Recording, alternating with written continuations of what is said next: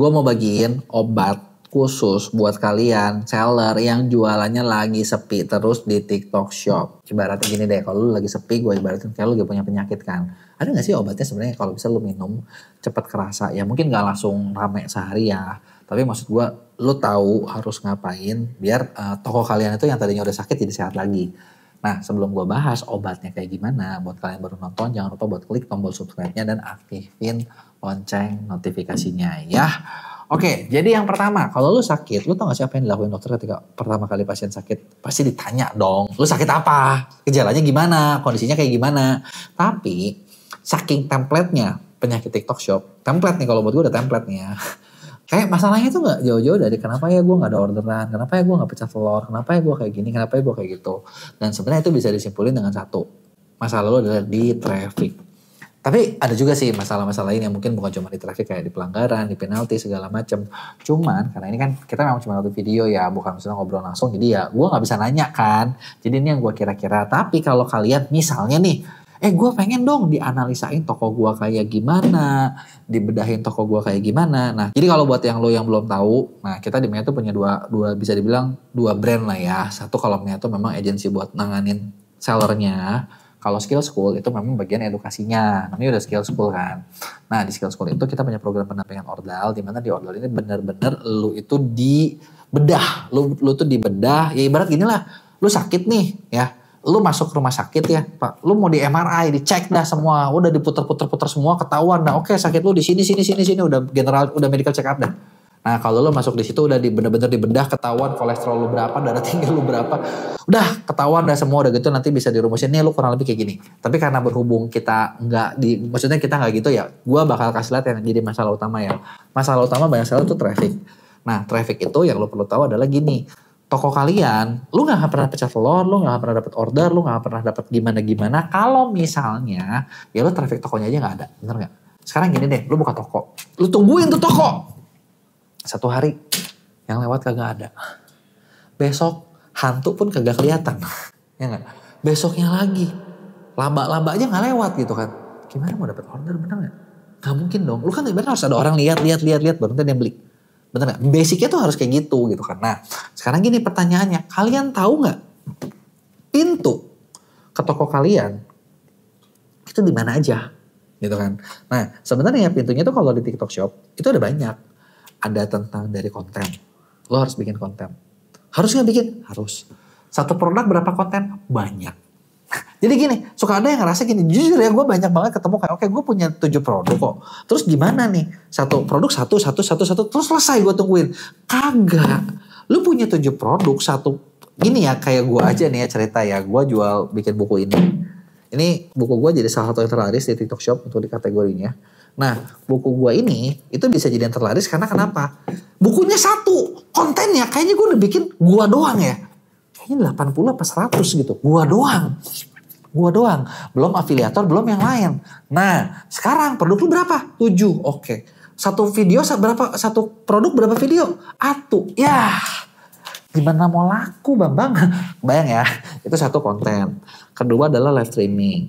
Ketiga affiliate. Tapi gak usah ngomong affiliate lah. Kalau lu konten sama live aja lu sendiri gak jalan, susah buat dapetin affiliate. Keempat, itu ada ngomongin ShopTab. Kelima ada ngomongin iklan. Keenam ada lagi ngomongin campaign gitu kan, campaign atau paket-paket awareness. Nah ini adalah 6 source. Sekarang dari traffic Tokopedia 7 gitu kan. Nah ini adalah sumber-sumber traffic lo. Pertanyaan gue adalah, lu pernah gak sih ngelihat di seller center lo itu kan ada datanya tuh. Gue tahu kalian pasti fokusnya di ngeliatin omset kan, bener gak? Nah tapi sebelum omset, nah gue mau tanya sama kalian nih, kalian lihat gak nih berapa pengunjung produk lu, lagi naik kah, lagi turun kah? Produk terjualnya berapa, produk terjual itu berapa itemnya, berapa item yang terjual, pembelinya berapa. Nah ini berapa nih yang lu perlu lihat gitu, tau gak? Lu jangan lupain dulu yang GMV kalau pengunjungnya belum ada. Bener gak? Lu lihat aja nih ya, punya gue ya, itu 1 minggu 28.000 pengunjung. Ini produknya buku doang nih ya. Nah dari 28.000 pengunjung yang beli 239 di bawah 1%. Gitu ya, bagus gak kok? Ya sebenarnya kalau dibilangnya optimal banget enggak sih, jujur aja, karena kita di bawah 1%. Terus kenapa lu kagak bikin naik ini? Karena produk yang gue jual mahal. Fair ngomong.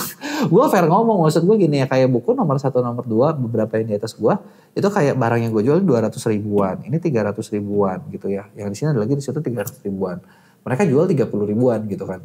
Iya, mungkin secara item sold lebih banyak, tapi masalahnya satu barang gue 10 barangnya mereka gitu kan. Jadi ya mungkin ya udahlah nggak apa-apa lah, lu duluan deh nomor 1 deh gitu kan. Tapi kayaknya omsetnya mirip-mirip deh. Atau kalau nggak omsetnya untungnya gedean gue deh.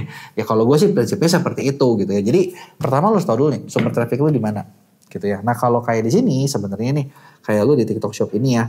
Nih kalau kita bedah ya. Nah dari sini lu bisa lihat nih matriksnya nih. Kayak matriks utama GMV-nya sekian. Shop tab. Nah shop tab-nya berapa nih? Shop tab itu yang kartu produk ya. Kalau misalnya buat kalian, aduh emang shop tab bisa didapatkan? Gue pernah ada bikin video tentang itu. Lu bisa lihat di sini. Gitu ya. Terus live streamingnya ngasilin berapa nih? Gitu kan, berapa kali live streaming, omsetnya berapa? Videonya ngasilin berapa nih? Gitu kan. Nah, ini kalau lu cuma kayak shop tab, live streaming, video 3. Kita nggak bahas ads nggak ada di sini matriksnya, tapi nyambung langsung ke live-nya.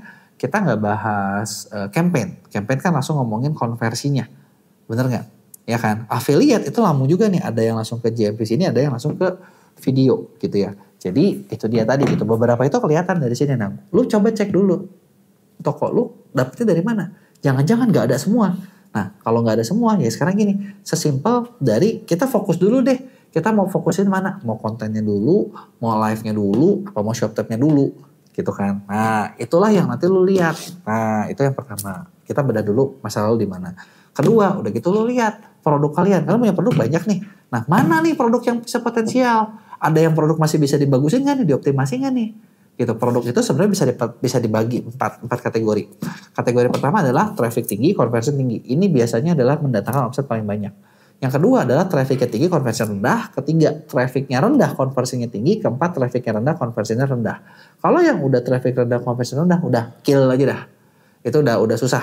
Yang paling bagus adalah kita kerjain nomor 1 atau kita poles yang nomor 2. Ya, dimana yang nomor 2 itu gini, kan nomor 1 traffic tinggi, conversion tinggi. Yang kedua adalah traffic tinggi, conversion rendah. Ini kalau mau dipoles, lu harus rombak produknya. Karena gini, dia udah rame, dia udah viral. Kenapa dia nggak laku nih? Nah, itu harus lu cari tahu. Atau yang ketiga, oh dia tuh belum rame, tapi kalau orang lihat beli. Nah, lu push kemana caranya biar dia itu bisa dilihat lebih banyak orang. Jalanin iklan, gitu kan, kerja sama kreator dan lain sebagainya. Itulah yang bisa lu kerjain. Ketika lu kerjain dari sini, orientasi pertama, traffic dulu deh. Trafficnya berapa? Seminggu 1.000, seminggu 2.000, seminggu 10.000 gitu ya. Nah udah dari situ pasti ada yang nyangkut. Lu lihat masalah lu di mana.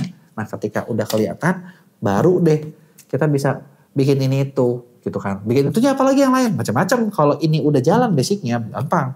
1, benerin chatnya, servisnya oke apa enggak. Terus kedua, lu tuh udah bikin penawaran yang bikin orang mau langsung beli apa enggak. Itu ngomongin konversi. Ketiga, produknya sesuai sama kebutuhan gak? Gitu kan. Keempat, ketika dievaluasi nih, ketika kita evaluasi produk-produk kalian, apa sih bottleneck-nya? Penghambatnya tuh apa sih? Nah, itulah yang kita hilangkan supaya dia bisa tumbuh terus makin tinggi. Gitu ya. Nah, buat kalian nih yang ngerasa, oke, gue mau coba kayak gitu, tapi misalnya kalian masih banyak yang gak ngerti, di awal gue udah bilang, kita di Skill School punya program konsultan ordal. Nah di situ lu bisa kerja sama langsung dengan mereka. Kita bisa bantu cekin lu lebih detail lagi. Ibarat kalau lu sakit, ya lu bener-bener diperiksa deh sesuai toko lu apa yang harus dikerjain, apa yang harus dilakuin. Gitu kan, bisa jalan. Dan kalau misalnya lu udah tahu masalahnya, lu udah tahu nih masalah lu di mana. Dan lu tinggal butuh action buat naik. Nah di situ lu bisa kerja sama Mea. Gitu. Mea kita udah terbiasa buat ngerjain.